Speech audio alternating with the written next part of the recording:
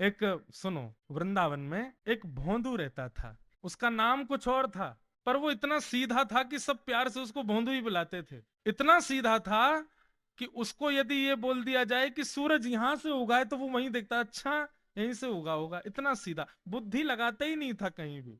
और वो भोंदू गैयाओं की सेवा के लिए एक आश्रम में रहता था, गायों की सेवा करता था। और जिस आश्रम में रहता था वहां के गुरुदेव शाम को प्रवचन करते थे, तो भोंदू बैठ करके, शिष्य उनके शिष्य बैठते थे, सबसे पीछे बैठ के सुनता था। अब सब शिष्य तो केवल सुनते थे, लेकिन भोंदू को लगता था गुरुजी जो बोल रहे हैं ये बिल्कुल सत्य है, इसमें कोई झूठ नहीं है। एक दिन गुरुजी प्रवचन करते हुए बोले, यमुना के पल्ली पार भांडीर वन में ठाकुर जी गैया चराने आए। भांडीर वन का नाम सुनते भोंदू कान खड़े हो गए। बोले भांडीर वन तो मैं जाता हूँ गैया लेके, मुझे तो कभी मिले नहीं वहां पे। अरे मुंह में ही कमी होगी, मुंह में ही सामर्थ्य नहीं होगी उनको देखवे कि मैं ही नहीं देख पाए होंगे। वो तो आते होंगे वहां पे, मुझे ना दिखे होंगे। आज भोंदू ने पहली बार जिज्ञासा करी, गुरुदेव ठाकुर जी दिखते कैसे हैं? तो गुरुदेव भी हंस गए, अच्छा भोंदू पूछ रहा है, बैठ जाओ बताते हैं। बोले, बरहा पीड़म नटवर वपु कर्णयो कर्णकारम सह कनक कपिसम वैजयंतीं च मालाम् रन्ध्रान् वेणुधर सुधया पूरयन् गोपवृन्दै वृन्दार स्वपदरमणं विशद गीत कीर्ति प्राविश कीर्ति। मोर मुकुट पहनते हैं ठाकुर जी, और बोले दो कान हैं लेकिन कुंडल एक ही पहनते हैं। और ऐसे कुंडल नहीं पहनते हीरे के सोने के। तो बोले ठाकुर जी ऐसे पुष्प तोड़ के कान के ऊपर लगा लेते हैं। और बोले फिर, बोले कभी ठाकुर जी इस कान में पहनते हैं और कभी ठाकुर जी का मन भर जाता है तो यहां से निकाल के इस कान में पहन लेते हैं। दोनों कानों में एक ही कुंडल को फेर फेर के पहनते हैं। हमारे पूज्य नाना जी तो कहते, वो तो और सुंदर वर्णन करते। वे क्या कहते, बोले लाला कर्णयोह कर्णकारम, अब कान तो बहुवचन है और कुंडल एक वचन है, एक कुंडल दोनों कानन में कैसे? बोले ठाकुर जी एक तरफ मधुमंगल चले एक तरफ श्रीदामा, तो जब मधुमंगल की तरफ ठाकुर जी कुंडल पहन ले तो श्रीदामा के लाला महा बढ़िया ना लग रहा कुंडल यहां पहन याकू। सो ठाकुर जी ऐसे निकाल के नहीं पहनते हैं। ठाकुर जी की चाल ऐसी मदमस्त है, निकाल करके उछालते हैं ऊपर, और यूं कान करें तो सीधो आके यहीं लगे वो पुष्प। और फिर सब ग्वाल बाल ताला बजा में जय हो लाला जय हो लाला। फिर नेक दूर चलते हुए ठाकुर जी फिर निकालें और फिर उछालें, फिर यहाँ पर रखें। फिर ठाकुर जी की देखा देखी मधुमंगल श्रीदामा भी उछालें, कोई के सिर पर जावे, कोई की नाक पर जावे, कोई नीचे गिर जाए, कान में नहीं आवे। तो कर्ण यो कर्ण कारम। और कैसे दबा सह कनक कपिसम वही जयंतीम चमालान। ठाकुर जी पीली पीतांबरी, जैसे हमने ये बगलबंदी सफेद पहनी है ना, ऐसी ठाकुर जी पीली पहनते, पीली पीतांबरी। और माला कैसी पहनते हैं? बोले हम लोग तो इतनी माला गले यहाँ छाती तक आती है, ठाकुर जी ऐसी पहनते हैं पूरी पैरों तक जाए। ये देखो पीछे खड़े हैं, इतना गहना कौन पहने हैं, पैरों तक पहनते हैं ठाकुर जी। इसके पीछे भी कारण है, क्योंकि ठाकुर जी वृंदावन में पैरों में पादुका नहीं पहनते। सोचो उस वृंदावन में हम जूता चप्पल पहन के घूमते हैं, ठाकुर जी नंगे पांव घूमते थे। तो यशोदा मैया कहती लाला पादुका क्यों ना पहने? बोले मैया मेरी बछिया बछड़ा भी तो नंगे पाम घूमे, तो मैं क्यों पादुका पहनूं, इनको भी पहना दे तो मैं पहन लूंगा। मैया बोली लाला तू भी बड़ो भोरो है, गैया थोड़ी पादुका पहने। बोले मैया तो मैं भी ना पहनूंगा। तो यशोदा मैया क्या करती है, बड़ी बड़ी माला पहनाती है लाला को। क्यों? बोले लाला सीधो तो चले ना है, ठोकर मार तो भाई चलेगो, तो पुष्प टूट टूट के आगे गिरेंगे, तो लाला पाम रखेगो तो लाला के चरणन में कोमलता आ जाएगी, लाल जी के चरण के नीचे पुष्प आ जाएंगे। तो वही जयंतीम चमाला। और बोले रंध्रान वेणु अधर सुधया, अपने अधर की तकिया पर उस बांस को लिटा करके ठाकुर जी अपनी कोमल उंगलियों से उसके चरण दबाते। नाक का मोती मानो उसके लिए छत्र का काम करता है। आंखों की पलकें वंशी बजाते समय जब खुलती हैं बंद होती हैं तो मानो दो दो दो दो सेवक अपने हाथ में पंखा लेकर के उस बांस की सेवा कर रहे हैं। क्यों? अरे भैया या बांस ने गर्मी सही सर्दी सही वर्षा सही खड़ी रही, बंसी बनाने वाले ने याकू बीच में ते आके काट दियो, वाकू भी सहो, छील दियो तब भी सहो, सरिया ते या में छेद कर दिए तब भी सहे, इतने सहवे वारे की तो मैं सेवा ही करूंगा अपने होठ पे बैठा करके। रंध्रान वेणो अधर सुधया पूरयन गोप वृंदई वृंदारण्यम स्वपदरमणम प्राविशद गीत कीर्ति। और ठाकुर जी क्या करते हैं, बीच बीच में बंशी बजाते समय नेत्र खोलते हैं, और जैसे यहां से मधुमंगल बुलावे लाला, तो ठाकुर जी ऐसे नहीं देखते, ऐसे देखते हैं कटाक्ष नेत्रों से। यहां बुलावे तो ऐसे देखते हैं, और वही नेत्र कटाक्ष ऐसे हैं कि जो देख ले वहीं घायल रह जाए, ऐसे ठाकुर जी के नेत्र। ऐसे रूप को देखने के लिए गोपियां सब अटारियों पर खड़ी हैं, खिड़कियों पर बैठी हैं, ठाकुर जी के रूप को। गोपियां श्रीमद् भागवत के वेणु गीत में कहती हैं, क्षणवताम फलमिदम न परम विदाम। इन आंखों से यदि आपने अपने संपूर्ण 100 वर्ष की आयु में श्री कृष्ण को नहीं देखा तो आपने कुछ नहीं देखा। इतने सुंदर हैं श्याम सुंदर। अब ये भोंदू सुन रहा था पीछे बैठा बैठा, उसके तो नेत्र बंद हो गए। मन में सोच लिया कल तो भांडीर वन गैया चरावे जाऊंगो, देख के ही आऊंगो कहाँ है ये कन्हैया। गुरु जी कह रहे हैं तो निश्चित है भांडीर वन में आते हैं ठाकुर जी। भोंदू अपनी गैया लेकर के भांडीर वन पहुंच गया। गैया चर रही थी, अब भोंदू ढूंढ रहा है, कभी वृक्ष के नीचे जाके देखे, कभी कहीं देखे, कभी ढूंढे कहीं से चंदन की सुगंधी आ जाए। गुरुजी बता रहे थे उनमें से चंदन की सुगंधी आती है तो पृथ्वी पर नासिका रख करके कहीं पैर के निशान दिख जाते तो उनको सूंघ, ताकि इसमें चंदन की सुगंधी हो, क्या पता कन्हैया यहीं कहीं हो। इतने भाव से, इतने प्रेम से और इतने भोलेपन से ढूंढने लगा ठाकुर जी को। और ठाकुर जी नहीं मिलते ना तो अपने आप को ही कोसता, मोह में योग्यता ना होगी, यही मारे ना मिल रहे, ठाकुर जी तो यही है। गुरु जी की बात गलत नहीं है, ठाकुर जी तो यही है। उसके सहज भाव पर, उसके उस सरल भोंदू पने पर ठाकुर जी रीझ गए। और इतने में ही भोंदू हताश निराश उदास बैठा था, खुद को कोस रहा था, मुंह में योग्यता ना है, मुंह ठाकुर जी मिलना है रहे। इतने में ही देखा सामने से असंख्य गायों का झुंड आ रहा है।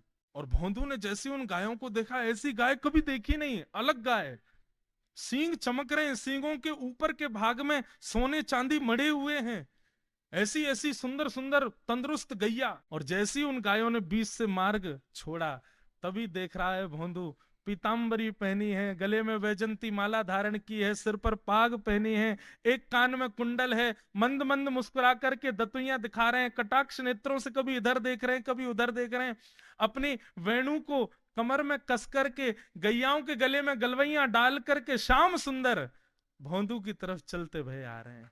ये दृश्य देख करके हाथ पांव कांपने लगे भोंदू के, नेत्रों से अविरल अश्रुधार गिरने लगी। श्याम सुंदर को देख करके वहीं दंडवत करने लगा। उसको लगा मेरे पास तो आएंगे ही नहीं, है वहीं से मुड़ जाएंगे, अब मैं उनके पास जाके उनको असहज नहीं करूंगा, यहीं से देख लूं, यहीं से प्रणाम कर लूं। लेकिन जैसे जैसे प्रणाम करके ऊपर देखता, ठाकुर जी और पास आ रहे हैं, और पास आ रहे हैं, और पास आ रहे हैं। जैसे ही ठाकुर जी आकर के बैठे, भोंदू के पास शब्द नहीं है, हाथ पैर कंपित हो रहे हैं, उसको सूझ ही नहीं रहा करूं क्या मैं, इनके लिए क्या बिछाऊं, कहां बैठाऊं। ठाकुर जी ने अपने आप ही भोंदू के गले में हाथ डाली, अरे तेरा नाम कहा है।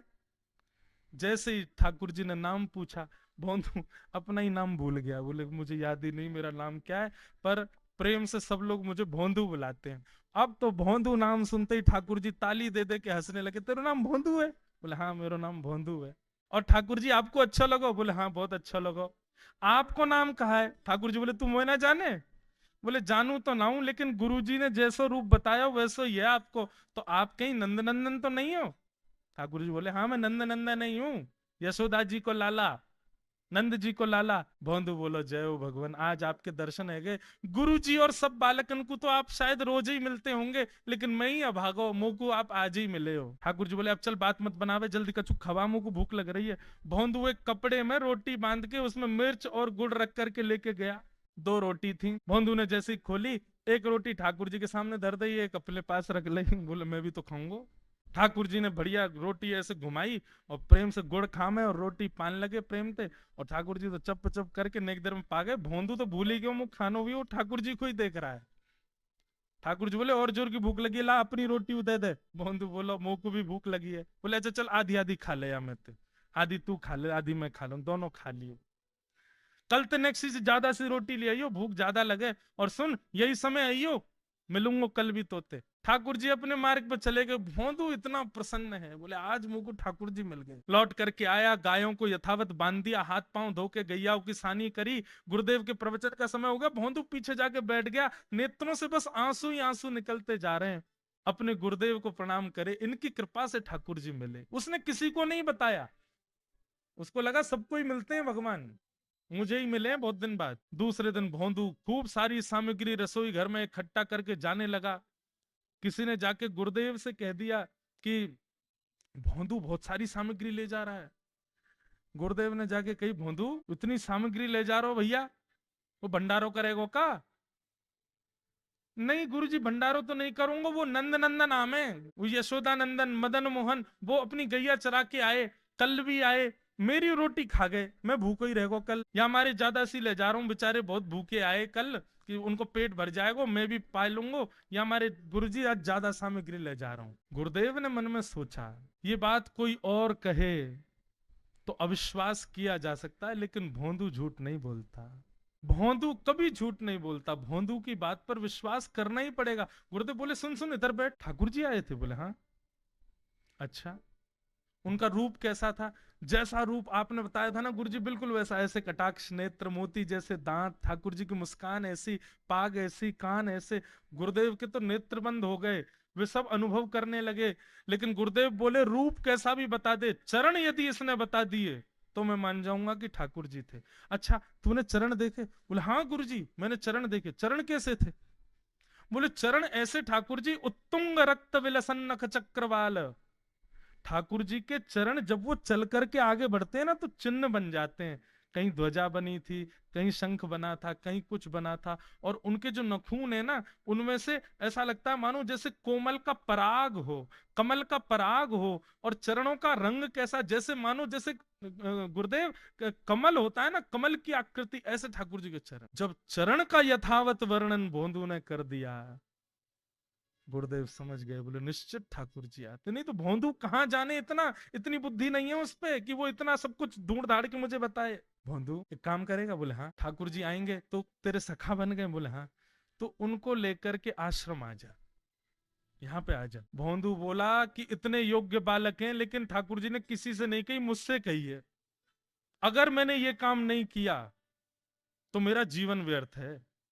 भोंदू को लगा ठाकुर जी सबसे ही मिलते हैं, गुरु जी किसी से भी कह के बुलवा लेते, मुझको काम दिया। भोंदू ने तो उसको अपने हृदय में ले लिया, अब ये काम मुझे करना है। बोले गुरु जी मैं वचन दे के जा रहा हूं, ठाकुर जी को मैं लेके आऊंगा। जा बेटा।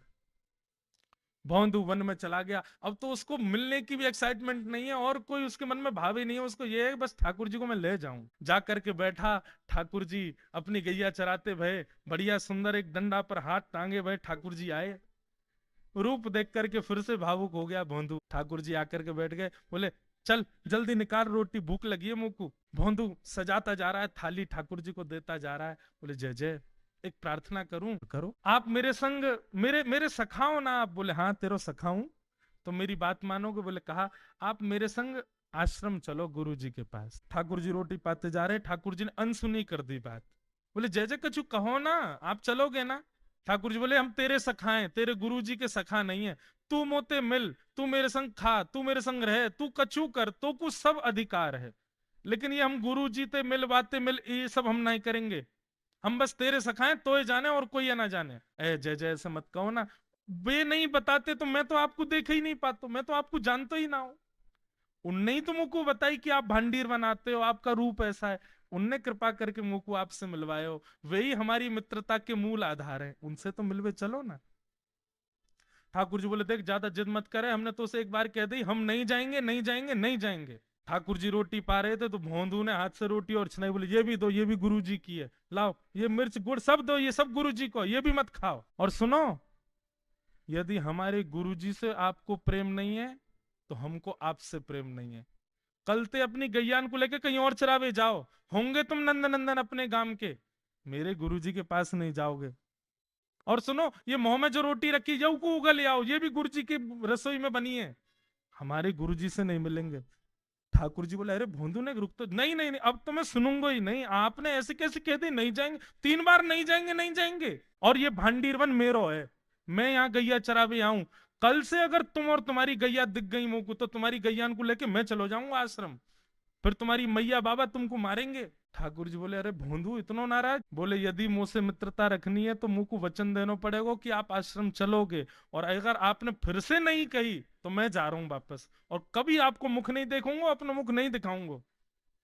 ठाकुर जी बोले, इस मुख को देखने के लिए या संग के लिए लोग पता हो तो कितनी तपस्या करें। बोले, जो तपस्या करें उनको मुबारक, तुम मुंह को ना चाहिए, मुंह ना मिलनो तुम ते, मुंह कोई गरज ना पड़ रही तुम ते, आज तक नहीं मिले, कल ही तो मिले हो मोते, और वो भी गुरुदेव की कृपा से मिले हो, जाओ मत मिलियो, मुझे ना चाहिए तुम। ठाकुर जी बोले, मैं तो ना जाऊंगा, मैं तो तेरे पास ही रहूंगा। बोले, तुम मत जाओ, मैं जा रहा हूँ। बोंधू ने अपने सब सामान उठाए, गैया वैया उठाई, हाँकता हुआ गैयाओं को लेके जाने लगा वापस। ठाकुर जी के नेत्र सजल हो गए। भोंदू, ठाकुर जी पुकार रहे हैं भोंदू को, मानो जैसे त्रिलोकी लेके जा रहा है वो ठाकुर जी की, जैसे मानो पूरा ऐश्वर्य ठाकुर जी का ले जा रहा हो। अरे भोंदू ने रुक तो जा। भोंदू बोला, अपना मुख भी नहीं दिखाऊंगा यदि आप नहीं चलोगे तो। भोंदू थोड़ी दूर गया, ठाकुर जी को लगी वापस आ जाएगा, थोड़ी और दूर गया, लगा अब आ जाएगा, लेकिन जब भोंदू दिखना बंद हो गया, हमारे ठाकुर जी विचलित हो गए, दौड़े भोंदू की तरफ। गैया चराता हुआ वापस जा रहा था अपने आश्रम, ठाकुर जी दौड़ करके गए और जाकर के भोंदू के पित्ती पे चढ़ गए। पिद्दी समझते हैं? ये कंधे पर चढ़ जाना, इसको ब्रजभाषा में कहते हैं पिद्दी पे चढ़ना। ठाकुर जी जाकर के पीछे से कंधा पे चढ़ गए, पाम से पेट पकड़ लिया और हाथन से बोले, ले चल अपने गुरुदेव के पास, चलूंगा तू जहां कहेगो, लेकिन तो दूर नहीं जान दूंगा। और भोंदू ठाकुर जी को ऐसे ऊपर चढ़ा करके गैयाओं के साथ लेकर के आश्रम जा रहा है। गैयाओं ने जैसे ही आश्रम में प्रवेश किया, गुरुदेव आकर के खड़े हो गए, और मन में बस विचार कर रहे थे, हाथ पांव कांप रहे थे, बोले ठाकुर जी आएंगे कि नहीं। और जैसे ही गायों का समूह भीतर प्रवेश हुआ, इतने में ही भोंदू आया, और तभी देखा भोंदू के पिद्दी पर ठाकुर जी टंगे भय आ रहे थे। ये दृश्य देखते ही गुरुदेव मूर्छित होके गिर पड़े। वही जैसे तैसे होश में आए, होश में आकर के जैसे ही ठाकुर जी को देखा, सिंहासन पर भगवान बैठे हैं जहां गुरुदेव बैठते थे, और भोंदू उनके बगल में बैठा है। आज गुरुदेव ने जाकर के पहले भोंदू को प्रणाम किया, बोले, जय हो, धन्य है, इतनी तपस्या की, इतना भजन किया, घर परिवार त्याग दिया, वैराग्य त्याग सब हमारे जीवन में, तब भी ठाकुर जी नहीं मिले। लेकिन वारे भोंदू, तेरी सरलता, तेरी सहजता, तेरा ये निर्मल भाव कि ठाकुर जी तेरे अधीन होके यहाँ आश्रम तक चले आए। ये बंधुओं, ये मनगणंत कथा नहीं है, ये वास्तविक सत्य घटना है वृंदावन। और ठाकुर जी सदा के लिए भोंदू के संग रहने लगे। और फिर कुछ समय बाद भोंदू गैया चराता हुआ भांडीर वन गया, और फिर कभी लौट करके नहीं आया, ठाकुर जी के संग ही प्रस्थान कर। बोलो भक्त वत्सल भगवान। ऐसा भोलापन, यदि ऐसी